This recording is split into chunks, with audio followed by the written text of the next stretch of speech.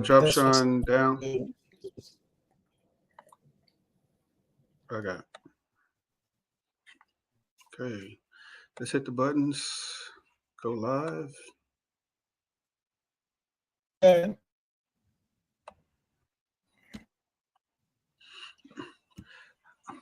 All right. Are you live, Stephan? Yeah, we're going live. Got one more.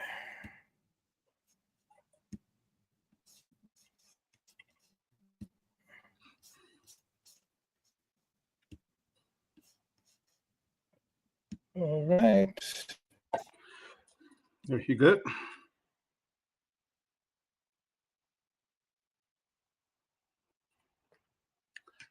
I think Stephan is frozen, but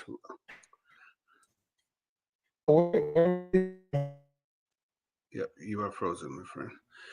All right, so I'm going to go ahead and start, and then we'll get Stephan jump in.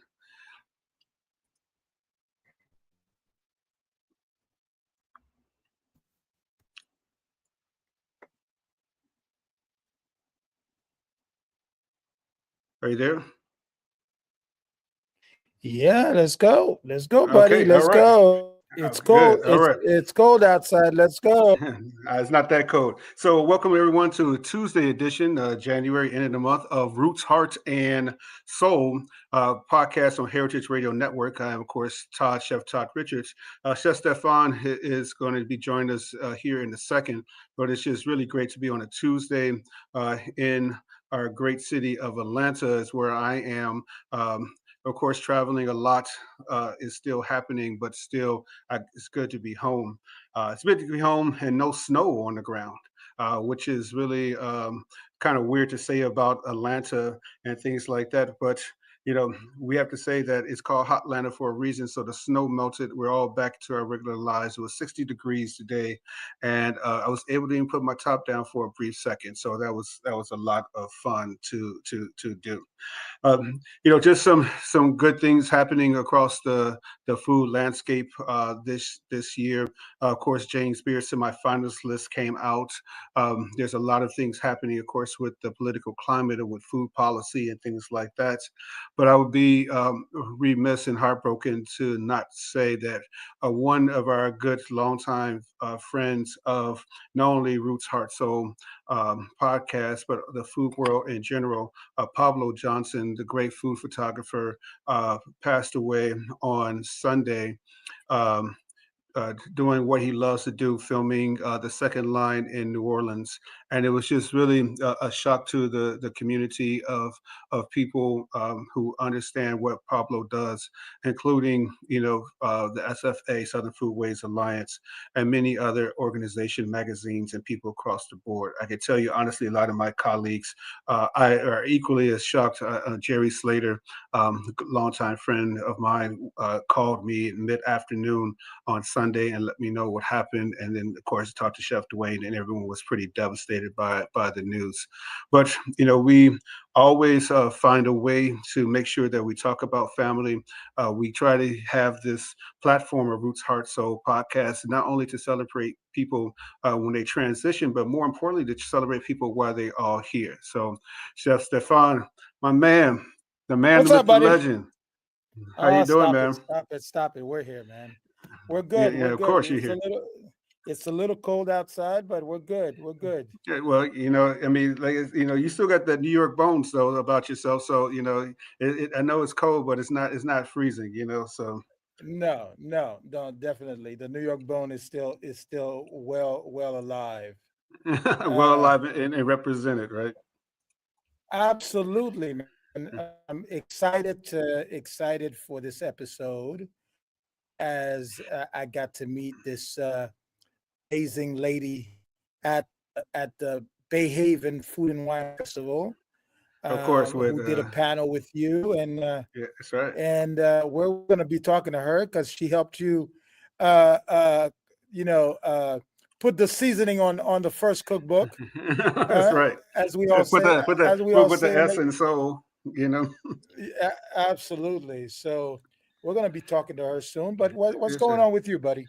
Hey, man, so the James Beard list came out 2025. For Yes, semifinalists. yes, Y- You yes. know, And I was I, excited to see some of our buddies on that list. is Roots Heart Soul forecasting the future a lot? I mean, we had Lamar, of course, Chef Lamar Chicago on. We had Ricky Moore was on. Just was it last week? Oh, it was 2 weeks Ricky ago. Moore's on the Yeah, yeah, list. yeah. Ricky Ricky Moore's Moore is on the on the list list. too. Yeah, You yeah. know, I mean, I would say that there's a lot of black and brown representation, something that we've all fought for in that circle. But I think that also when you look at the list, it's such a diverse group of not only people, but a lot of food styles and things like that. There's some diversity there. It's not all white tablecloth, but it's not all pop up or things like that. So I think it's really great for us to have this kind of wide ranging foodways represented during the James Beard Absolutely, list this year. absolutely. It feels good to see 2025 even more focus on recognizing the black and brown talents in the food space as much as the others, as much as the other talents. I think we all feel when we have a seat at the table. Absolutely. So, bringing on and you said it so kindly. I always say another friend of mine, but everyone's my friend.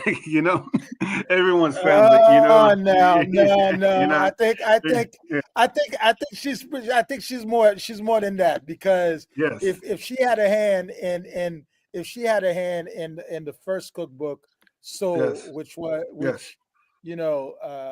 was absolutely an amazing book.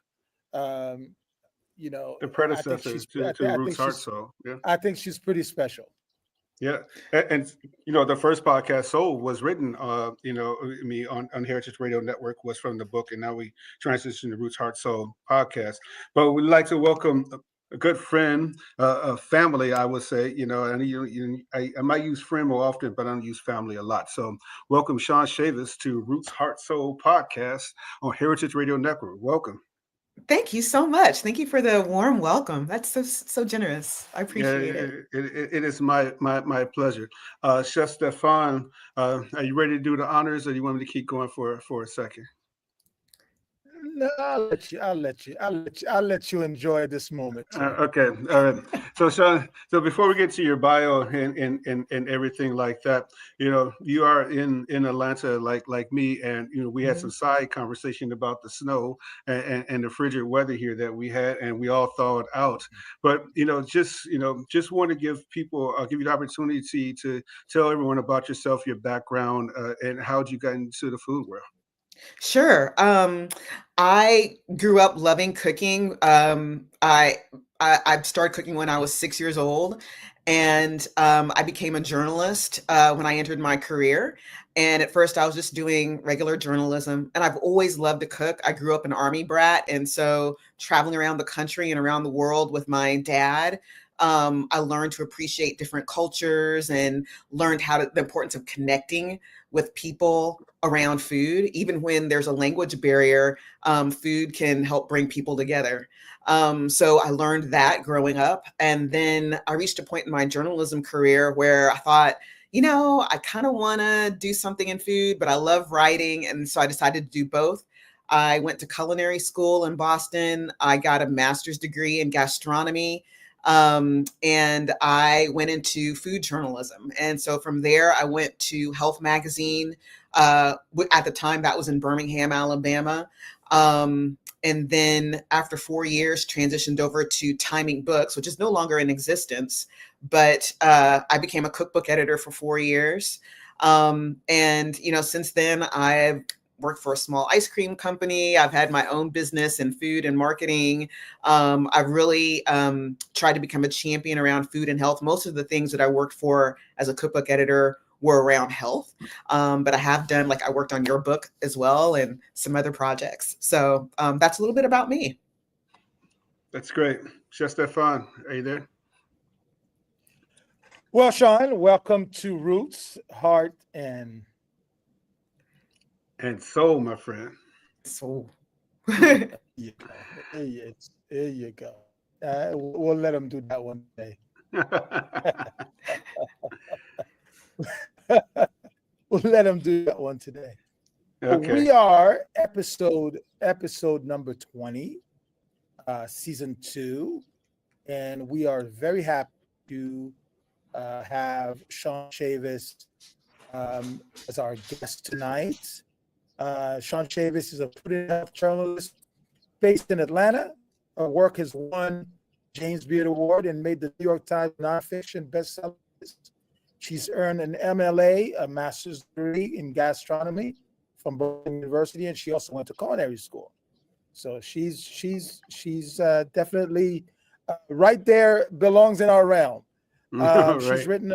She's written about Southern food, Southern soul food for the Southern Foodways Alliance, IACP, Southern Living, How Stuff Works, and All Recipes. So, Sean Chavis, welcome to Roots, Heart, and thank you. Soul. We are Thank you. so very happy. Was very happy to have you here. I certainly it was certainly a pleasure for me to meet you in North Carolina during the Bayhaven Food and Wine Yes, Festival. Absolutely, definitely. absolutely. So, Definitely. Chef, I will let you have the first question. Why don't we start like that?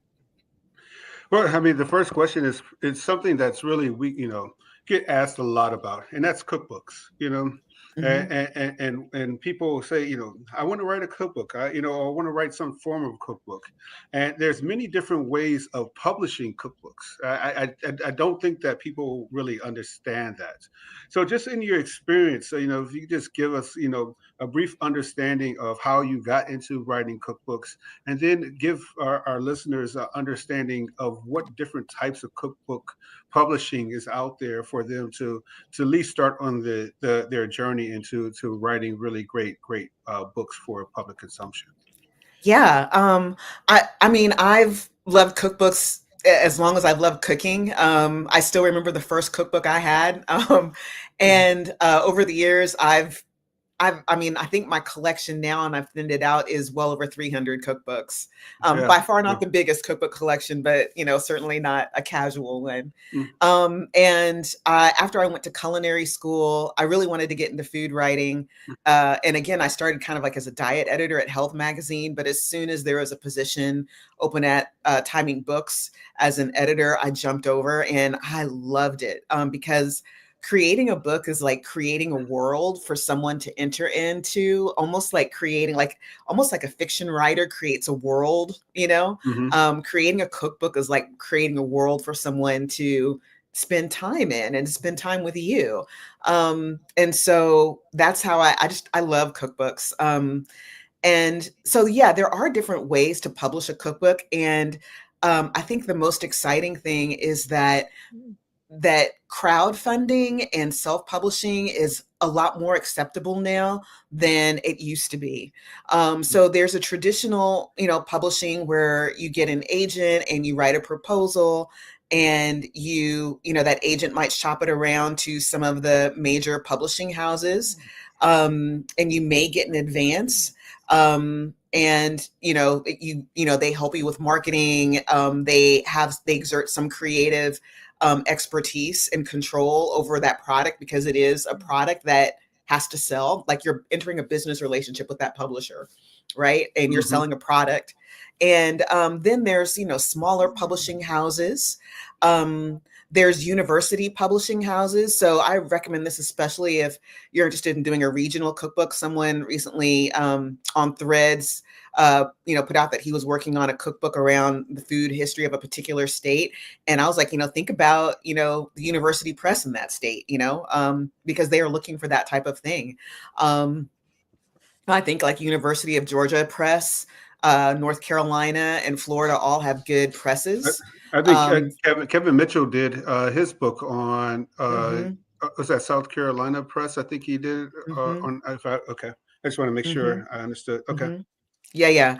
And then there's self-publishing. There's also hybrid publishing, like where you might go to like a large publisher and you want to say, look, I just want you guys to print this, I just want you to print and distribute it, and you retain and you basically are paying them to print it and distribute it. So they're not exerting any control. They're not going to help, creative control. They're not going to help you market it. Then there's, avenues like Amazon. They have a publishing platform, their online publishing platform, so you can self-publish. There are even agents now who have their own presses. So, where agents might see potential in something, but, none of the larger publishing houses are interested in it, and you really want to publish it, there's, agent-supported publishing. So there are a lot of different avenues now. And I think it's worth exploring all your different avenues. There are people who successfully crowdfunded, book projects. So I mean, there's just a wide world of avenues to explore. So let me do a follow-up question right quick, and I'll let you jump in. But that's how. But why should people write cookbooks? I guess it's an even different question. Why should they write a cookbook? I mean, there's plenty of different books covering so many subjects, but why is it important to continue writing them? I think well, one of the reasons that I love, from having a gastronomy degree, I guess, is cookbooks are a source of recording history and culture. A lot of women's history comes from the cookbooks. So I think that cookbooks are an important record of our history and our culture. When you think about just regular cookbooks, junior league cookbooks, church cookbooks, or civic organization cookbooks, they record history, at a very sometimes localized level, or they record history of a particular community, however that community is organized. And then I think, like, if you are a chef or you have a personal brand, you're an influencer, and you want to market your business or your brand, a cookbook can be a good marketing tool. If you might have a foods business, like you might be producing beans, or you might have a line of canned products or a line of sauces. A cookbook can be a great marketing tool. To me, a recipe is like the best hands-on type of marketing you can do. Like if you have like a tomato sauce company and you have a cookbook or a series of recipes that show people all the different ways to use that tomato sauce, like that is a hands-on, very tangible marketing tool that gives people ways to interact with your product and that engages all their senses. And that is really powerful.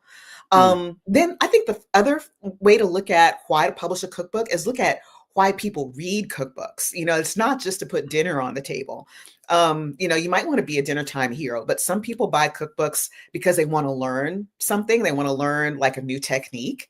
They want the adventure, like they want to learn the cuisine of another country or culture that they're not familiar with, or really explore and go deeper.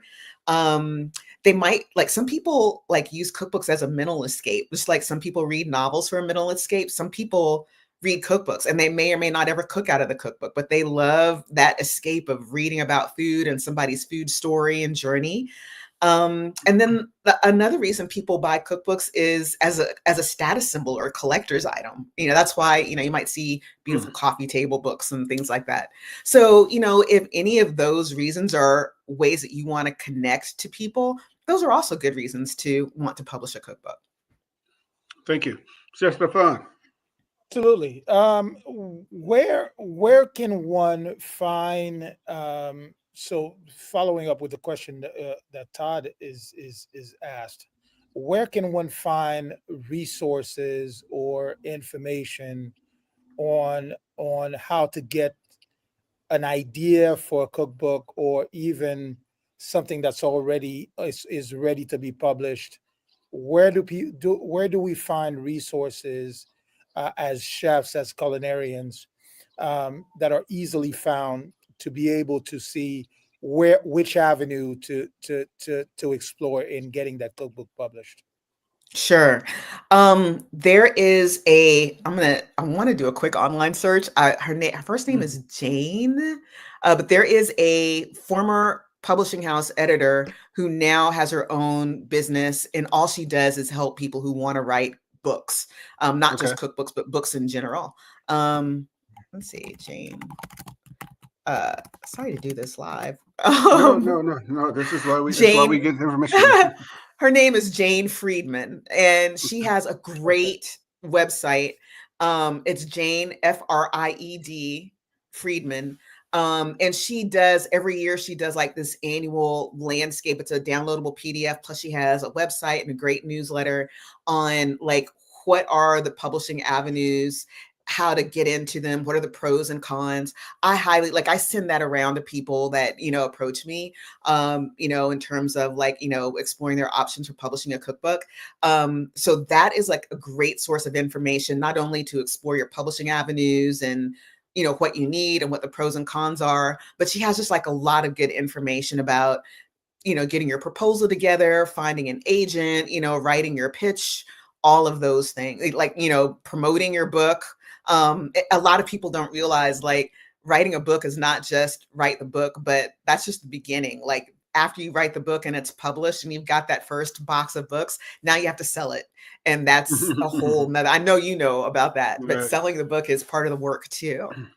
I mean, I think writing a book on writing a cookbook, should be, it should be in, something you said about publishing, which Mhm. really, came to my forefront of my mind because there are a lot of publishers, out there, and then also with agents, I think that what you're talking about really can help people decide if they need an agent first of all, and then picking the agent that is right for them, as well, to do so. I have no shame in saying that my agent is Lisa Eckes out of the Eckes Group.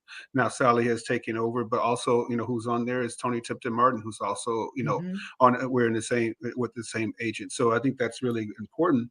But also to make sure that people understand that finding the right publisher is really well, and the agents do a great job for that. If you remember our experience with Soul, we had to go out there and really have that shopped, to get the Mhm. proper agent. I mean the proper publisher for Absolutely. a book. Yeah. So Absolutely. Yeah, it's, you want to put together at least a draft of your proposal before you start reaching out to an agent, because the agent wants to see what you have to offer and whether they feel like they can sell it for you. And then they will represent you. So they will manage all of the business side of working with a publishing house. So you can really focus on the creative aspect. And the other benefit, I recommend putting together a book proposal, whether or not you're going to self-publish or work, you're going to pursue a publisher, just because there are a lot of people you're going to work with, even if you're self-publishing, and you want to be clear about what your vision is for yourself, and you want everybody else who's working with you to understand that vision too. So you want to have that proposal so it's a clear document, it's a roadmap for everybody. But then like the book proposal lets the agent know what your creative vision is, and they can fight for you, and they can really they know who's who in the publishing world. They know all the secret handshakes. They know what different publishing houses are looking for and what their style is and all of that. So they can, once they understand your creative vision from your proposal and from talking with you, then they can find a publishing house that's a good match for you. So if you want to pursue that avenue, I highly recommend finding an agent that is a good fit. And so the next question is pretty easy: is how do you reach out to an agent? How do you look for the right person that's going to understand your vision or what you're trying to convey or the story you want to share with people? How do you find that person that's going to help you get to that next step? A great way to do it is to look at books that not just your favorite cookbooks, but books that are similar to what you want to do. Almost every Mhm. author has some kind of thank you or acknowledgement to their agent in their acknowledgements page, right? And so open those cookbooks and see who the agent is, who they're thanking. And then, find the contact info. If you know the author or have like a second degree or third degree relationship, reach out and say, hey, can you, I'm interested in writing a book, and, I'm a chef at this restaurant, or, whatever role you have, and say, I know I'd really like to reach out. Can you give me some contact info? But find contact info for that agent. And then you want to send them an email that is short but gives them a good idea of who you are, like you want to convince them that you're worth their time, and then you also Of want to course. send them a proposal. We're about 5 minutes on the first half hour of Roots Heart Soul Podcast, Heritage Radio Network. Todd, Chef Todd, Richard, Chef Stephan with Sean Shavers. But Sean, you brought up something really interesting about when you send a proposal out. And one thing I don't think that people understand, and especially now in this age of social media, is how important your social media profile is, and how many people follow you, and how consistent you are in your messaging and things like that. Can you touch on that briefly for the next 5 minutes in this conversation, talking about that? Yeah, absolutely. So, one of the things that agent in a publishing house will look for is your platform. Like, do you have relationships with people who will likely buy your book? And social media has increasingly become an important part of building your platform. And it's not so much like numbers matter, but it's not just the numbers, it's also the quality of relationships that you have with those people. So, you might have 100,000 followers, but number one, are they real followers? Are they real Right, people? right. Right. Number one, they have to have the flesh and blood. And then, do you have an ongoing relationship with them? Like, do you have, do you have lives, or do you have like an email newsletter, or do you have an ongoing relationship with those? What do you post regularly? Are people commenting and interacting with you? So that's really important, because that's something that agents and publishing houses look for to see, do you have an audience that will buy this book? I know that some culinary professionals, aren't, don't really have a strong social media platform. I do recommend taking some time to build that social media platform up, even if you have to hire some help to do that. But that's not the only platform. Like, Todd, I think you had a good platform, because not only did you have social media, but you had a restaurant where people knew you, and came back to your restaurant. So you had that audience, and that is an audience. That's part of your platform. You had been on Food Network, and you had multiple television appearances. And that is part of your platform. So all of those things, all of those ways that you have exposure to people, and you're building relationship with an audience, all of those things are part of your platform. I think one of the greatest ones to do it, for better for and worse. My friend, controversial, of course, is Darius Williams. With his two self-published books, he's on his third self-published book, but he also has 1 million followers on TikTok, and Mm-hmm. 2.5 million followers in general, and he does live every day, for an hour, with capturing over 600 people each day. So it just seems to me that that is another aspect of ways that people can show publishers the audience, and of course, if you have the means to self-publish your own book. Go ahead, Mm-hmm. Stephan, please. No. That Yeah. I've worked with, and I know a couple of people who have done self-publishing, and they've done very well. But you also have to have the means to self-publish as well, because that could be, that can be quite a gruesome undertaking. Yeah, we did Um, not talk about cost. I mean, the cost of producing a cookbook. I mean, that is, um, I mean, 350-page cookbook, with ink, if you're going to do color, photography, and photographers have Yeah. gotten more sophisticated, and more sophisticated is a nice way of saying they got more expensive, you know, Absolutely. you know. So Yeah. all of that can have to be taken into account if you're going to Mm-hmm. self-publish. And again, at what level do you at what level do you want to put out what kind of cookbook, and what level do you want to put it out? So Mm-hmm. you know, it's sort of a, something that we have to really really think about, and look at the full cost of putting out a cookbook.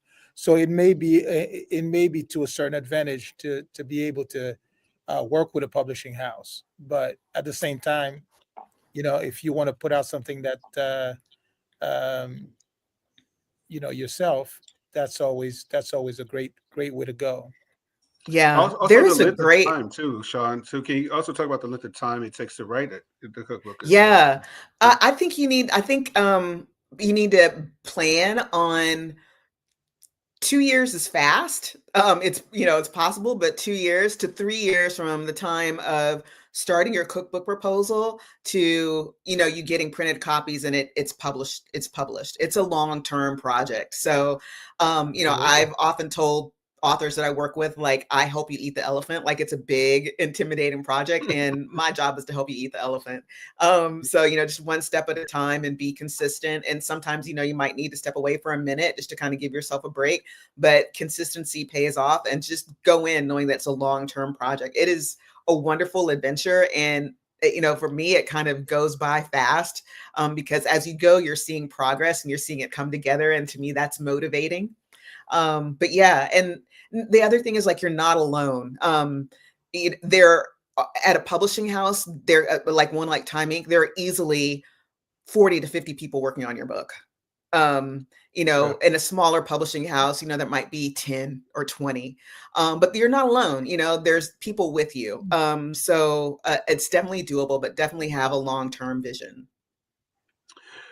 You with Todd Richards, Chef Stephan, and Sean Chavis on Heritage Radio Network, Roots Heart Soul podcast. We'd like to give a shout out to one of our podcast mates, Pizza Quest. Pizza Quest is, of course, on Heritage Radio Network, and I love what they talk about, a quest to make gourmet dishes accessible, which is something very, very, charring in this political climate that we have. Of course, also having something called Pizza Quest. Like, who doesn't want to listen to something like that? I'm already getting hungry. Thinking about, it's 7:30 and I haven't even eaten yet, so I'm making myself even more hungry here. But listen to Pizza Quest, of course, on Heritage Radio Network. You can find them, and of course us, Roots Heart Soul podcast on Heritage Radio Network as well. Chef Stefan, bring us into the second half hour of RHS, please, my friend. Well. Now that we've been talking, no, because no, this is a Mhm. very interesting topic to Right. to really discuss in terms of cookbook, Mm, especially for me as well, because mm. that's certainly one of the projects that I've been wanting to focus on for a little bit now. To tell the story of who I am and where I come from, but also the many women who have influenced the type of cooking that I do today. Um, that's really a wonderful story that I want to share with people. Um, but Now that we're diving in a little bit more into, Sean, tell us a little bit about why why focus on health journalism. Gotcha. I kind of fell into it, like, when I finished culinary school and I was finishing my degree. I yeah, I was thinking, I'd go into food journalism, like, really kind of more focused toward food. But I think the important thing to remember is food touches all of our lives. We've had, I think, somewhat of a privilege in the United States of thinking of food as a vehicle for entertainment in addition to sustenance. But we have Food Network and social media, and we don't really think about how food touches every aspect of life, from politics to health to the economy, everything. And so for me, like, I was finding those intersections of food and health, which was one of the reasons I started cooking. And I kind of took that turn, especially as a teenager and a young adult, of really, thinking of cooking healthy food that tasted good, and, reflected my culture and my family's culture. And so that's kind of where all, like, health came into play for me, and going into health journalism. I was really kind of exploring that intersection of food and health. Well, I mean, food and health, though. I mean, so to bring it back to soul, when we talked about writing soul, and one thing that we really want to break the myth was that this food is not um, this food is can't be healthy or is not healthy. What is that correlation between understanding what is healthy in food world compared to what is not, and then how does it affect also the ethnic culture of people in that perception? Um, that's a very good question. A lot of people don't real like a lot of people think of dietetics as being neutral, but it has in the United States it has been exclusive, and in our history, in our country's history, it's been used as a tool of cultural hegemony and a tool of assimilation.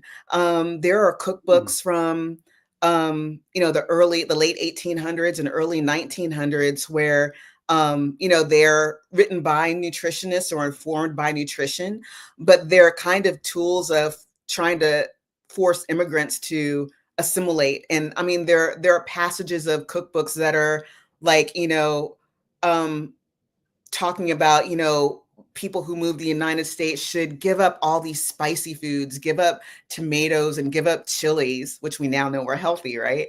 And yeah. eat the more bland foods of, the people of the United States. So dietetics has not always been neutral. So that's like, over 100 years ago to very recently, I've seen posts on Instagram and other social media platforms where dietitians are going back and forth. Like I recently saw a conversation between a dietitian, one was a Latina, arguing that salsa is a vegetable. Like one Mm, dietitian was like, salsa is not a I mean, like it's made from tomatoes, onions, chilies. Like why isn't it a vegetable? If a Greek salad is a vegetable, which has very similar ingredients, why mm, isn't salsa? So there are these there's this historical trying to use nutrition as a way to change our culture, or to force people to assimilate and say that that is not healthy, to on the opposite end, the importance of writing cookbooks and writing recipes and having dietitians who come from different background is to show that there's healthfulness in every cuisine. um I mean, wow. there's unhealthy foods in every cuisine and there's Yeah. healthfulness in every cuisine. Like the one thing I think that people uh ignore, like, we've seen the Mediterranean diet pyramid put on a pyramid. I love Mediterranean food. I've spent time in the Mediterranean and Morocco and Turkey Mm, and studying, Italian food, and definitely it has health benefits. But people mm, also forget, like, there are desserts in the Mediterranean that are layered with butter and honey or right. butter and sugar. Right. There are people who drink really syrupy, sugary tea. Like there are cheeses, and there's as much unhealthy food in the Mediterranean as there is healthy. So it's really a matter of choices and what choices people are making. And that's true for almost every cuisine. There's healthy choices you can make and there's unhealthy choices. So to say that one culture's cuisine is not healthy is a really myopic, limited view at best. Go ahead, Stefan. Well, being from an island in the Caribbean, we pride ourselves. Um, our definition of healthy is a little different. Our definition of healthy is eating a lot of stuff that come from the ground, that come from the earth, a lot of fish, but also the way we grow products as a lot of importance in terms of health benefits and healthy type of eating.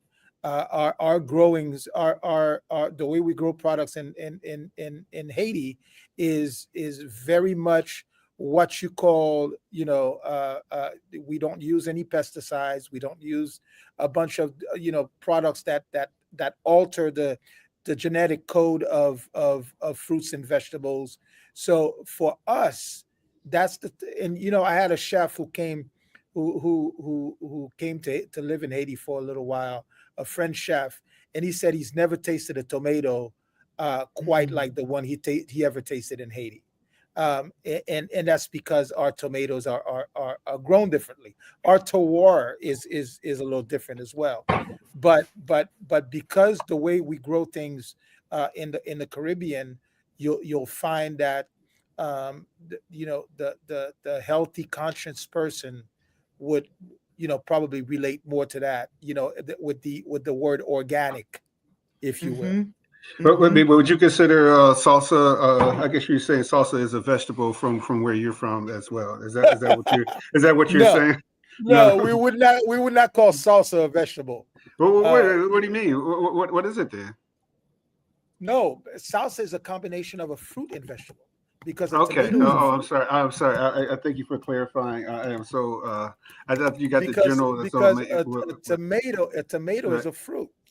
So don't Technically, Right. forget yes. that. Yes. Technically, Technically, a all right. tomato So is a so fruit. so so if it's a category of fruits and vegetables, but it's not like Absolutely. but it's just not a useless condiment. No, I guess no, right. absolutely not. I think that's what you're trying to we're trying to get from you, that it's not just a useless condiment that people that dietitians say Look, don't belong on the food pyramid. Huh? why would that not be? You're talking about I don't know. fresh parsley, fresh Sean brought cilantro, it up, so I mean I had to ask the question because fresh parsley, fresh cilantro, fresh tomatoes, red onions, all the beautiful fresh products that you can put on anything that'll make it taste good. So I think salsa is one of those things that as a condiment you want to have in your fridge all the time. Definitely. right, definitely. I mean, Definitely. or if you have all the ingredients, I mean, you should be making it anyway. You know, Mhm. I mean, Absolutely, one thing we did talk absolutely. about with the snowstorm, you hear that that store shelves were empty, and probably the good thing that came out of that, people actually cooked at home. You know, Mhm. I mean, not say it was delicious, but people did cook at home. But oddly enough, we don't understand like why were all the sponge aisles empty? You know, in the stores. That just didn't make any sense.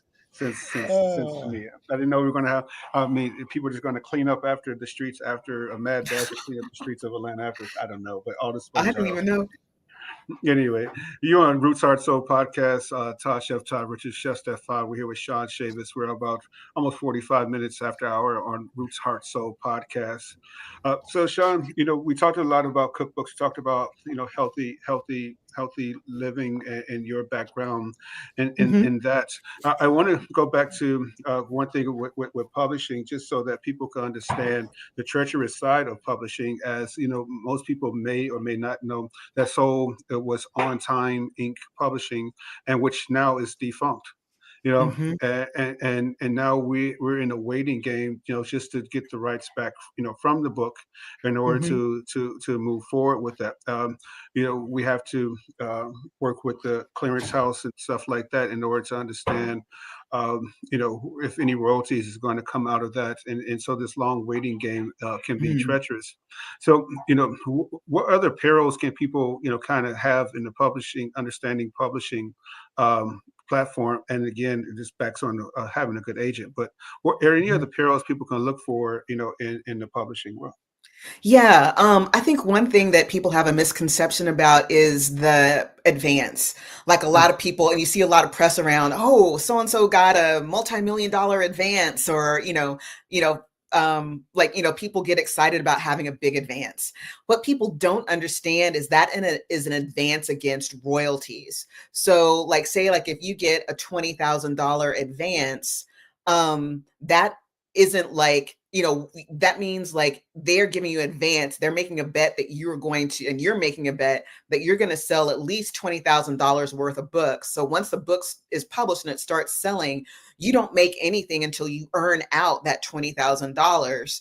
And then you start seeing a paycheck. But you have to basically earn out whatever the amount of your advance is. And a lot of people don't understand that. So having a big advance may not be a good thing. Like if you, and your agent should work with you on talking about your P&L and what the numbers are. But if, you estimate that you're not going to sell a lot of books, or you might only sell 5,000 or 10,000 books, versus 50,000 or 100,000 books, having a big advance may not be a good thing because you might not see anything on the back end. So you definitely want to think about that. There's a good Medium. You're familiar with the platform Medium? Yes. This is like maybe 10 years old. It came out around the time we started working on Soul. Maybe not quite 10 years, but Grant Acatz's team did an interesting Medium post that you can still find about the second cookbook, which was the Apiary cookbook. The first cookbook they did with a publishing house. And after that, when they were getting ready for the second book, they were like, do we really want to go with a publishing house or do we want to self-publish? And it's a really good article on, like, they get into all the finances and all the exploration they did. And the conclusion they came up to is that they felt like they would be better off financially by self-publishing. And they even hired like a design team. They hired 2 people who used to work for Disney to help them create the book. And they did everything in-house. And it's a really interesting perspective, a deep dive into looking at self-publishing versus going with a publishing house. So I think like especially if you're a chef or you have a major platform, or like you're a chef who has like, several restaurants and you're thinking about publishing, doing a cookbook, I highly recommend looking for that on Medium and just reading it and thinking about it. Oh, that's great. We'll put that link on our podcast Mhm. on YouTube, just to help people find that link, and Mhm. also Absolutely. Friedman as well, in order to do so. Go ahead, Stephan. And we'll get some resources published as well, Mm. with your help, Sean, for Sure. anybody who is looking to get into that space. I certainly could use all the help I can get. Now, what's surprising to me about your background is not the journalism part. It's not even the masters in gastronomy part. What prompted you? What inspired you? Or what was the drive that said, I need to go to culinary school? I've loved cooking since I was 6. I'd always wanted to go to culinary school just because I was curious and I wanted to know more. And I was working in journalism. I was a newscast producer at a TV station in North Carolina, in Durham. And I got to a point where I was like, part of me wants to start a food business. Like I thought, I want to start a bakery or a cafe or something like that. And the other part of me was like, I want to keep writing. And so that's when I moved to Boston. I enrolled in culinary school and the graduate program at the same time. And I as I thought about becoming one of my explorations of doing that before I got there was, if I'm going to go into food journalism, I should know about food. Like, you should be able to do what you write about. And so not only did I have just kind of like an avocational, lifelong love of cooking that I've always wanted to indulge, but to me, it's important as a journalist to be able to do what you write about. So, and this is dated because at the time that I went to culinary school, mercury in tuna was a big thing. Mad cow disease was still kind of a little bit of a thing. It makes a difference, right? Okay, so that's how long ago I went to culinary school. But it makes a difference in what you write if you have handled a loin of tuna and you've learned how to cut out the bloodline. Am I right, chefs? Yeah, absolutely. Right? It makes a difference in how you write about, mercury and tuna. If you understand what breeds of cow are used for meat versus milk, like there are dairy cows and there's breeds of cattle bred for meat, that makes a difference in how you might write about mad cow disease, right? So to me, it was really important to be able to do what I was going to write about. And like, I firmly believe that journalists can and should be overnight experts. Like, if you are a working journalist and some breaking news comes up, you should be able to educate yourself overnight so you can write about it or report about it or whatever. But then also, I think you need to bring some expertise to the table. And for me, that was going to culinary school and getting a master's in gastronomy that involved, studying food anthropology and food history and cultures and cuisines and food policy and agriculture and those kinds of things. One thing I'm just writing all these notes down because Mhm, one thing that I always look at culinary school is from a chef perspective, and I don't think that people really understand this journalism perspective, which might make me swing back more to being culinary neutral. I don't necessarily recommend culinary school mhm, mhm, off the back because I think that you need to go work in a restaurant or something like mhm, that before you're going to invest somewhere between ten and $80,000 to get a degree. So it'd be irresponsible for me to tell somebody to go to culinary school and you have no idea what the business is about. But this is actually an excellent way of viewing culinary school is not just for to become a chef. It's also there for you to also be part of the food world and in your own world. So whether you want to be a blogger or a vlogger or a journalist, attending some type of and it could be a community college. It could be a mhm. 6 weeks program as well here. I think that you're speaking now. Absolutely, Yeah. absolutely. And it really does make I remember, shortly after I finished culinary school, reading a story by another journalist, and, they wrote about all the fat in French baguettes, and I was just like, Right. "Why?" Yeah. Had Yeah. they gone to culinary school or even picked up a cookbook and Yeah. learned about how to make a baguette, there is no fat in a baguette, right? Yeah. So, Uh, I mean, what you put on it is up to it's a you, different but story. right, you just want to spear butter on it, but also, but the question is, what kind of butter are you smearing on it? Did it come from a good dairy cow, as you say? Are you Right, doing are you doing showing our age here? What was that margarine company with the crown on it? That right. probably is Are you responsible for getting are you getting half the some heart good disease. locally yeah, are you getting some Yeah. good locally made cultured butter and, Right. Or prosciutto, or just some good tuna. Man, I must be hungry for real because I'm coming over. I'm like looking at my cabinet. Man, do I have anything up here? I'm kinda at, getting hungry myself.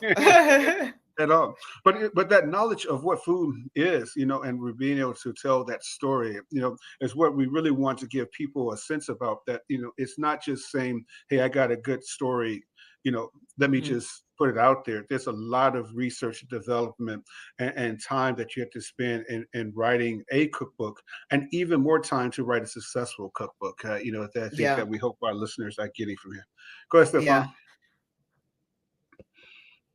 So, Sean, as we get into the wee hour of the hour, All right.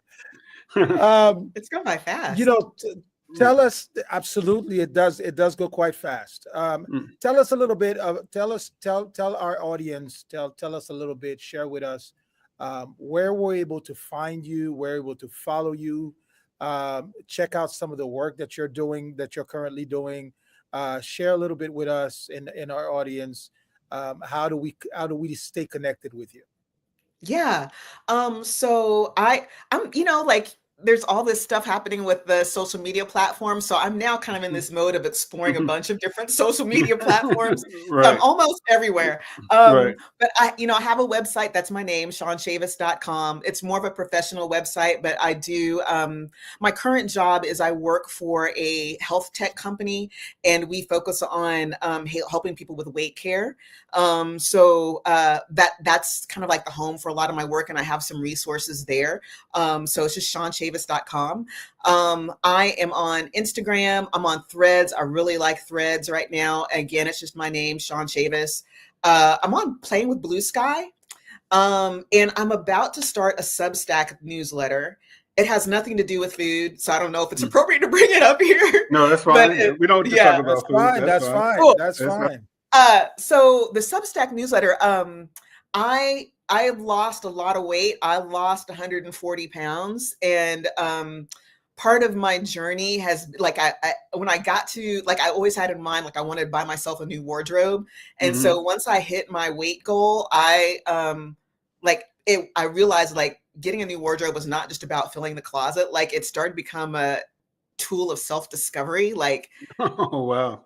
like I just Yeah. start unraveling stuff like what do I, now that I have style options, what I want my style to be. And I mean, there was just like stuff that I didn't even realize about the fashion world before, and there's all these issues of going from plus size to straight size is what people call it.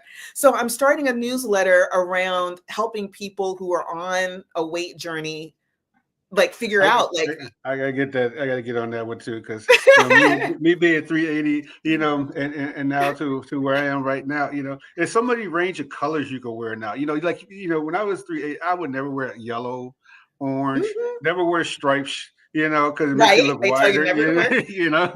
I Things had a like that. closet full of black because they say black is more slimming, and so now that I'm here, I'm like, I am never wearing black again. You will not. I have one black sweater that I have, but you will never see me in black again. I'm just having this protest against those right rules. As a kid growing up, and I know I'm dating myself here, I didn't have numbers. Everyone had the numbers on there, and mine just said husky. Like what is husky? Like why would you name overweight kids clothes just husky? What Husky. I remember that. I'm in Siberian, I'm in something. I'm not a human. My clothes are just husky. I guess they were trying to be nice and not put all the X's and. Nah, I think they were just trying to tell you that you're a little cute. That's all. Yeah. Okay. Yeah. Yeah. All right. I don't know. I'm with you. I'm like, what's husky? Yeah, you're like, what is Anyway. husky? Yeah, it's still that. The Sears. I'm sorry. Shout out to Sears, who they probably defunct now because they were selling husky ass clothes. But but anyway, right. But Sean, thank you so much for joining us on this episode of Roots Heart Soul podcast. It's a great pleasure to talk about cookbooks and all these things like that in the wonderful world of food health, which I think people have not really understood that, and also the culinary school aspect of that journey as well. Go ahead, Stephan. No, definitely. So much more to be able to learn from that aspect. I think people have lost touch with what it means to be healthy and eating healthy, in my opinion. With all these diets left and right, and not realizing that what we eat is as much important and the type of food that we put in our bodies and the way we cook them is as important as all of these crazy diets we get on that we lose a few pounds and we gain about 100 after that. But ladies and gentlemen, thank you again for joining us on Roots Heart and Soul, the podcast, with myself, Chef Stephan, and my brother, Chef Todd Richards, with our guest tonight, Sean Chavis, journalist, culinarian. We're so happy to be able to discuss, the topics of cookbook production with you, especially for me, because that's a subject that I really want to get dive into. If you want to continue to follow us, you can check us out on YouTube. Support us by clicking, by liking, by sharing, and also by subscribing. And you can follow us, both of us, on social media, and of course on Roots Heart and Soul podcast on IG. And we hope for you to join us next Tuesday, same time, same channel, as we have so many more guests, so many interesting guests, so many talented guests for us to have great conversations with. Again, Sean Chavis, thank you for joining us tonight. Thank you for having me. And we look forward to staying connected and seeing what lies ahead in 2025. Chef? Definitely. Thank you all very much. Stay warm, stay blessed, stay healthy, and always eat delicious food. You're listening to Roots Heart Soul podcast on Heritage Radio Network. Have a good night.